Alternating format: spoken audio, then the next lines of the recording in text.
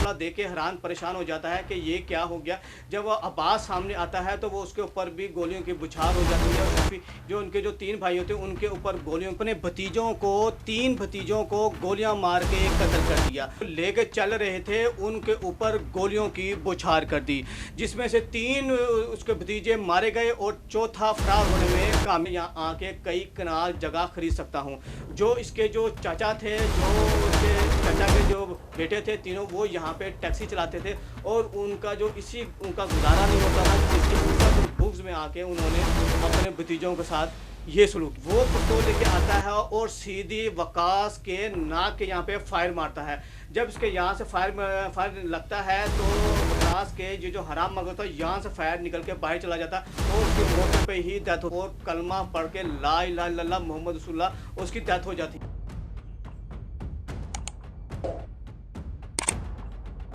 नौशहरा में खेली गई एक खून की होली, जिसमें चाचा ने अपने भतीजों को 3 भतीजों को गोलियां मार के कत्ल कर दिया।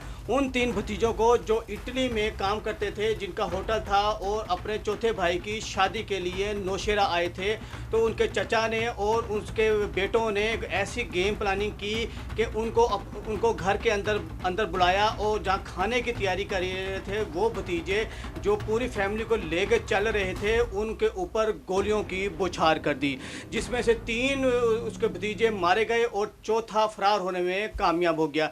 ये चारों फरार जो चारों जो भतीजे थे उसके वो इटली में काम करते थे और इनका बहुत अच्छा कारोबार था। वकास नामी जो इनका भतीजा था, जिसका इटली में होटल था और उसने दूसरे भाई को भी अपने इटली बुलाया हुआ था। जो तीसरा भाई था उसको साइप्रस में स्टडी कर रहा था और जो चौथा भाई था उसकी शादी की तैयारियां चल रही थी। और शादी की तैयारियां करने के लिए नौशहरा आए थे और जब नौशहरा में शादी की तकरीब से जब फारिग हुए तो चचा के हाथ दावत का प्लान बन गया।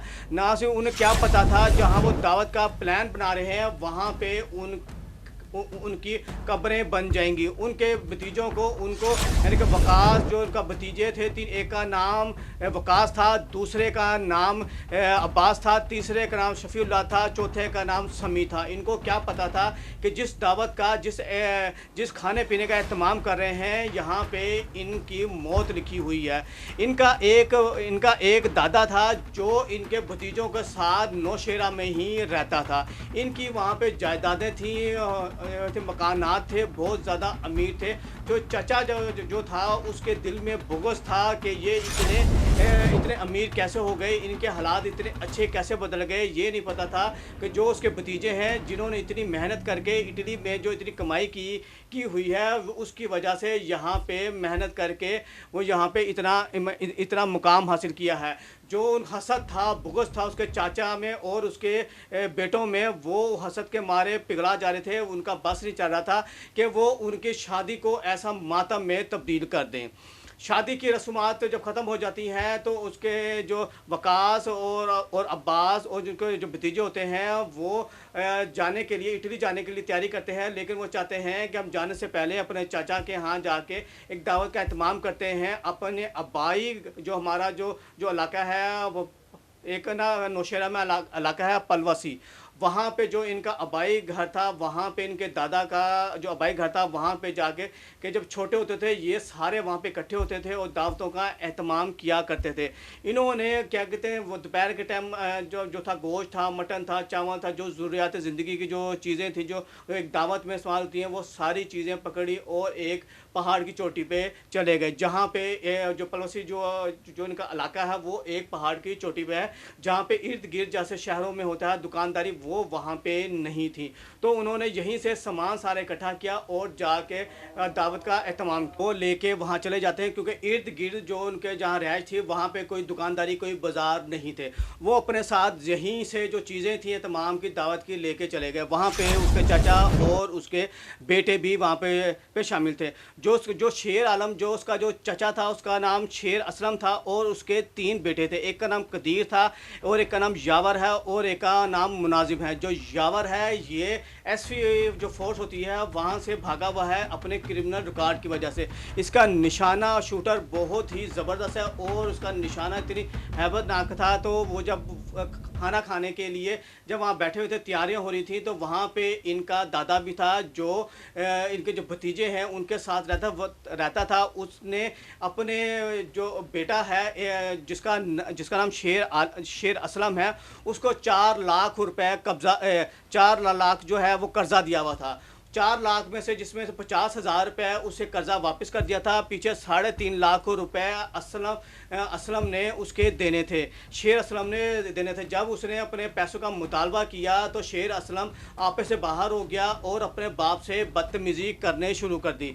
वहीं पे जो मौजूद थे, जो इटली से वे आए हुए जो भतीजे थे, जो वकास था, उसने चाचा से कहा, चाचा आप अपने ये जो है दादाजी हैं, इनसे आराम से बात करें, इनसे इतनी बदतमीज़ी से बात ना करें, आराम से बात करें। जो शेर असलम था, जो उनका चाचा था, वो अपने आपे से बाहर हो गया कि तुम कौन होते हो हमारे बीच में बात करने वाले, तुम कौन होते हो हमारे मामलात में बोलने वाले। तो इसी असना में उनके आपस में तकरार होती है, इवन के जो अपने बाप के साथ गालियां तक शुरू हो जाती हैं।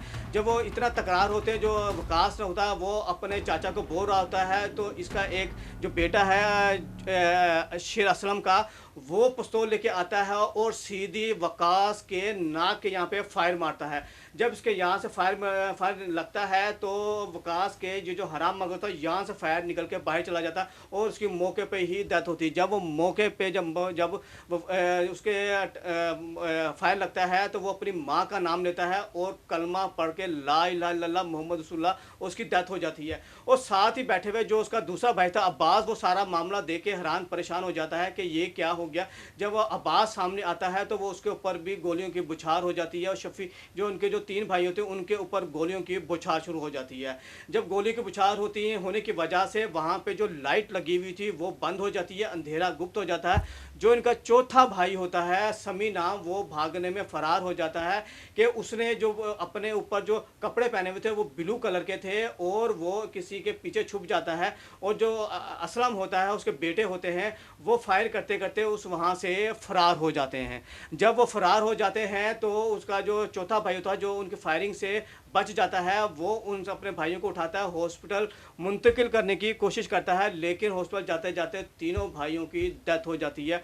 और उनको नहीं पता था कि जिस चाचा की हम दावत कर रहे हैं यहाँ हमारी मौत लिखी हुई है और ऐसा अंदोलक वाक़या पेश आ जाएगा। वो जो चाचा जो उनकी हसद और बुग़्ज़ में इतना पागल हुआ था, वो जो भतीजे थे उनको नहीं पता था कि ये पहले से ही असला लेके आए हुए हैं, अपने जो गन है वो लोडेड की हुई हैं। जैसे कोई मामला ऐसा बना तो हम मामला बना लेंगे या इनके ऊपर ऐसा वो ला के कुछ ऐसा मामला बना लेंगे कि इनको हम यहाँ से जाने नहीं देंगे। वहाँ के जो मुकामी लोग थे उनका भी कहना यही है कि इन्होंने प्री प्लान करके यहाँ पे बुलाया और अपने साथ ये असला लेकर आए और असला जो था वो लोडेड था और उन्होंने एक सेकंड नहीं लगाया, उनके तीनों भाइयों को शहीद कर दिया, मार दिया। जो इनका जो बाप था वो भी एकदम हक्का बक्का रह गया। जो माँ थी वो बेचारी पहले ही बीमार है, उसे क्या पता था कि ये जहाँ पे जा रहे हैं चाचा की दावत के लिए, वहाँ से इनकी मैयतें वापस आएंगी।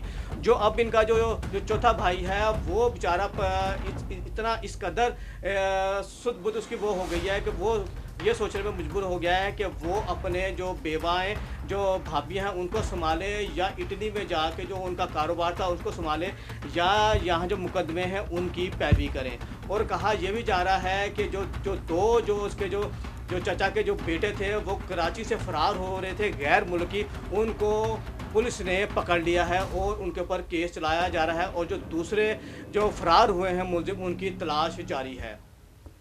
जो समी नामी जो चौथा इनका जो भाई है वो इदारों से इंसाफ मांग रहा है कि मुझे इंसाफ दिया जाए और मुझे तहफ़्फ़ुज़ भी दिया जाए। अगर ये दूसरे मुलजिम जो है ये भी नहीं पकड़े जाएंगे तो ये ना हो कि मैं अगर बाहर चला जाऊं तो पीछे से ये मेरी बीवी बच्चों को और वालिदैन को भी मार दे। अगर मैं यहाँ पे रहता हूँ तो मैं अपना जो रहन सहन का है, जो गुज़र बसर है उसका गुज़ारा कैसे करूँ, यहाँ मैं कमाई का ज़रिया कैसे बनाऊँ। यहाँ वो कमाई नहीं जो मैं इटली में करता था, वहाँ मेरा अपना कारोबार है, वहाँ पे मेरे अपने मुलाजिम हैं और इतना अच्छा मेरा कारोबार था। और यहाँ पे आके मेरी इतनी एक सैलरी है कि मैं वहाँ से यहाँ आके कई कनाल जगह ख़रीद सकता हूँ। जो इसके जो चाचा थे, जो उसके चाचा के जो बेटे थे तीनों, वो यहाँ पे टैक्सी चलाते थे और उनका गुज़ारा नहीं होता था, जिसकी हसद और बुग़्ज़ में आके उन्होंने अपने भतीजों के साथ ये सलूक किया। हमारी इस वीडियो को लाइक और शेयर लाजमी कीजिएगा। ये जो क्या कहते हैं, आपको जो रिपोर्ट जो हमने बताई है, जो हालात बताए हैं, जो वाक़या आपके सामने रखने का मतलब यही होता है कि आजकल खून इतना सफ़ेद हो चुका है कि लोग अपने हसद और बुग़्ज़ और अपने मुफाद के लिए कुछ भी कर सकते हैं। अपने प्यारों से मोहब्बत कीजिएगा और अपने प्यारों का ख्याल भी रखिएगा और अपने प्यारों से ये भी उम्मीद रखिएगा जो इस तरह के चाचे मामे या जो दूसरे जो रिश्तेदार होते हैं वो इस हद तक भी जा सकते हैं। हमें दुआ में याद रखिएगा। मिलते हैं एक नई ब्रेक के साथ, मिलते हैं नई वीडियो के साथ। तब तक अल्लाह हाफ़िज़।